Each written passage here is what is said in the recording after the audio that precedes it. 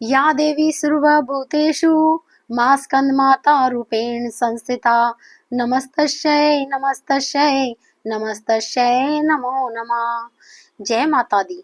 स्वागत है आप सभी का हमारी विशेष नवरात्रि श्रृंखला में। चैत्र नवरात्रि का आज 5वां दिन है। इस दिन देवी दुर्गा 5वें स्वरूप देवी स्कंदमाता की पूजा आराधना की जाती है। आज के इस वीडियो में आप सुनेंगे मां स्कंदमाता की व्रत कथा और अंत में की जाने वाली समायाचना। अब सुनिए स्कंदमाता की कथा के बारे में। स्कंदमाता का स्वरूप अत्यंत ही मनमोहक है। इनकी 4 भुजाएं, जिनमें से 2 भुजाओं में उन्होंने कमल का पुष्प धारण किया हुआ है। एक भुजा में भगवान स्कंद को अपनी गोद में धारण किए हुए हैं और दूसरे से वे सदा अपने भक्तों को वर मुद्रा में अभय प्रदान करती हैं। स्कंदमाता कमल के आसन पर विराजमान रहती हैं, साथ ही सिंह की सवारी भी करती हैं। कमल के आसन पर विराजमान रहने के कारण इन्हें पद्मासन देवी के नाम से भी जाना जाता है। असुरों के साथ होने वाले युद्ध में उन्होंने अपने पुत्र भगवान स्कंद को सेनापति के रूप में नियुक्त कर युद्ध का संचालन किया था। इस कारण से देवी अपने भक्तों की सदा उनके शत्रुओं से रक्षा करती है और जैसे जिनकी मनोकामनाएं हो वैसे ही पूर्ण करती हैं। पौराणिक कथा के अनुसार बहुत समय पहले जब भगवान शिव का विवाह देवी सती से हुआ था। हालांकि जब सती ने अपने पिता द्वारा आयोजित महायज्ञ में खुद को योग अग्नि में भस्म कर दिया था, तब भगवान शिव अत्यंत क्रोधित हो गए और सब कुछ त्याग कर वे देवी सती के वियोग में गहन तपस्या में चले गए। जल्दी ही तारकासुर नाम के राक्षस ने देवताओं पर आक्रमण करके उन्हें परेशान करना, उन्हें सताना आरंभ कर दिया। ये बड़ी चिंता का कारण था, क्योंकि भगवान शिव के वरदान से तारकासुर को केवल भगवान शिव के पुत्र ही मार सकते थे और यह बात तभी संभव थी जब भगवान शिव का विवाह हो जाए। तो उधर सभी देवताओं के अनुरोध पर देवऋषि नारद ने मां पार्वती से भेंट की। उन्होंने देवी सती के रूप में उनके पिछले जन्म के बारे में देवी पार्वती को सब कुछ बताया और उन्हें वर्तमान जन्म के उद्देश्य के बारे में भी बताया। देवऋषि नारद ने समझाया कि मां पार्वती और भगवान शिव की संतान होगी, जो राक्षस तारकासुर का वध करके उनको हराएगी। हालांकि भगवान शिव को यह एहसास कराने के लिए मां पार्वती देवी ही सती का अवतार थी। मां पार्वती को अत्यधिक ध्यान और कठिन तपस्या करनी पड़ी थी। उन्होंने अन्न जल त्याग दिए। 3000 से अधिक वर्षों तक घोर तपस्या की।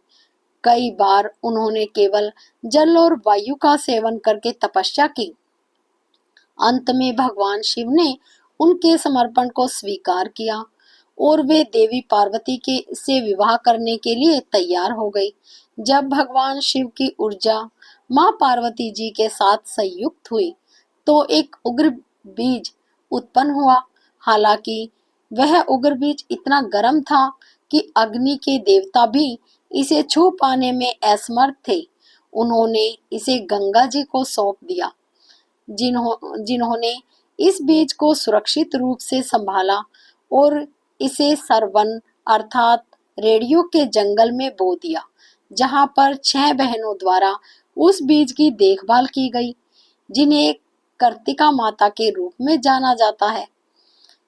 समय के साथ उगर बीज एक बच्चे के रूप में बदल गया, क्योंकि कृतिका ने उनकी देखभाल की थी, इसलिए उस बच्चे को भगवान कार्तिकेय के रूप में जाना जाने लगा। जल्द ही भगवान कार्तिकेय को देवताओं की सेना का सेनापति बनाया गया और उन्हें तारकासुर को हराने के लिए विशेष अस्त्र शस्त्र प्रदान किए गए। कार्तिकेय जी ने अर्थात स्कंद भगवान ने जब तारकासुर के साथ एक भयंकर युद्ध किया और अंत में तारकासुर राक्षस को मार डाला। इस प्रकार उन्होंने देवों के अधिकार फिर से उन्हें वापस प्रदान करे, क्योंकि कार्तिकेय जी का जन्म एक गर्म बीज से हुआ था, इसलिए उन्हें स्कंद के नाम से जाना जाने लगा, जिसका संस्कृत में अर्थ होता है उत्सर्जक। और उनकी माता माँ पार्वती को स्कंद माता के नाम से जाना जाता है। देवी स्कंद माता की यह कथा माँ और पुत्र के रिश्ते का भी प्रतीक मानी जाती है। जब भी भक्त स्कंद माता की पूजा करते हैं तो उनकी गोद में विराजमान उनके पुत्र भगवान स्कंद की भी अपने आप ही पूजा हो जाती है। इस प्रकार भगवान स्कंद की कृपा के कारण साथ साथ भक्त स्कंद और माता की कृपा का आनंद भी ले पाते हैं। अगर कोई भक्त बिना स्वार्थ के उनकी पूजा करता है, बिना किसी कामना को मन में रखकर पूजा करता है, तो देवी स्कंद माता एक सच्ची माँ की तरह उन्हें शक्ति और समृद्धि का आशीर्वाद देती हैं। साथ ही साथ उनकी रक्षा भी करती हैं। माता की गोद में विराजमान भगवान स्कंद हमेशा बाल रूप में ही क्यों रहते हैं, वो कभी बड़े क्यों नहीं होते, इसके बारे में भी एक कथा प्रचलित है। कहते हैं कि ऐसा एक श्राप के कारण हुआ था। एक बार भगवान शिव और देवी पार्वती खेल खेल रहे थे, जिसमें भगवान शिव अपना सब कुछ हार गए और हारने के बाद गंगा के किनारे चले गए। इधर कैलाश पर्वत पर भगवान शिव को न पाकर कार्तिकेय जी को बड़ी चिंता हुई। पूछने पर माता पार्वती ने उन्हें सब कुछ बता दिया। सारी घटना जानकर कार्तिकेय जी शिव जी के पास गए और उनसे वापस लौटने की प्रार्थना करने लगे। भगवान शिव ने कहा कि अगर उनकी हारी हुई सारी वस्तुएं वापस मिल जाएं, तभी वह कैलाश पर लौटेंगे। कार्तिकेय जी ने कैलाश पर्वत पर आकर माता पार्वती से खेल खेल में भगवान शिव की सारी वस्तुएं पुनः जीत ली और भगवान शिव को वापस कर दी।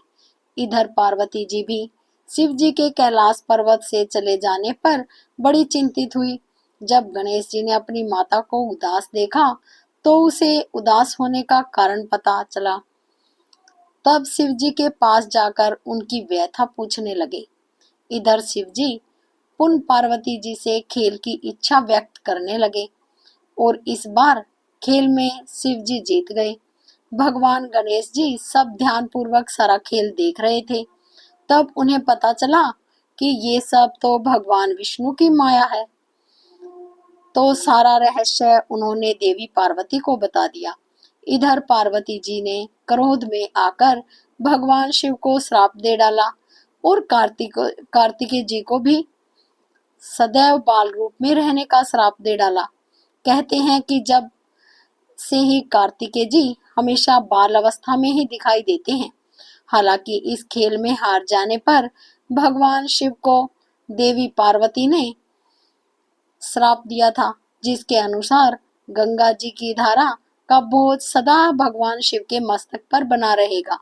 देवी पार्वती के साथ साथ देव ऋषि नारद को भी श्राप दिया गया था कि वे कभी भी एक स्थान पर टिक नहीं सकेंगे।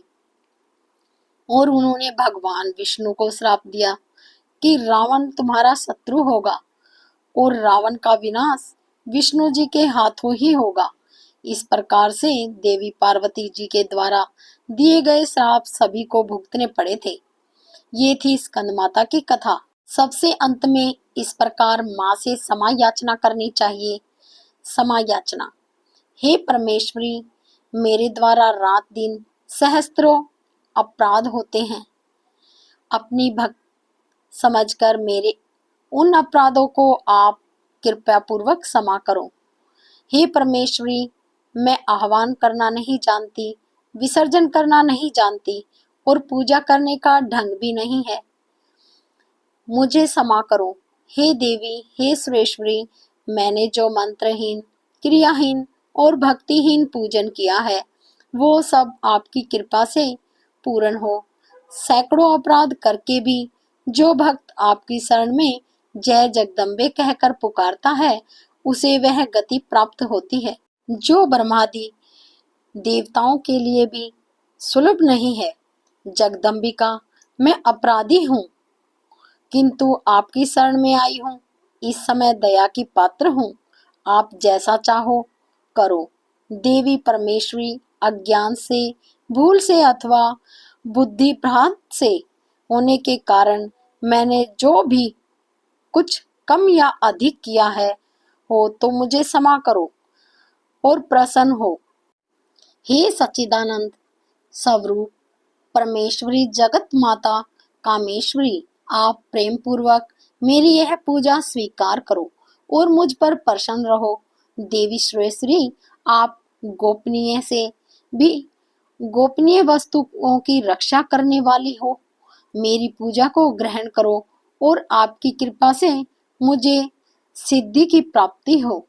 उम्मीद है आज की यह वीडियो आपको पसंद आई होगी। अगर अच्छी लगे तो प्लीज लाइक करके हमारे चैनल को सब्सक्राइब जरूर करें। जल्दी ही आते हैं छठे दिन की वीडियो लेकर। जय स्कंद माता।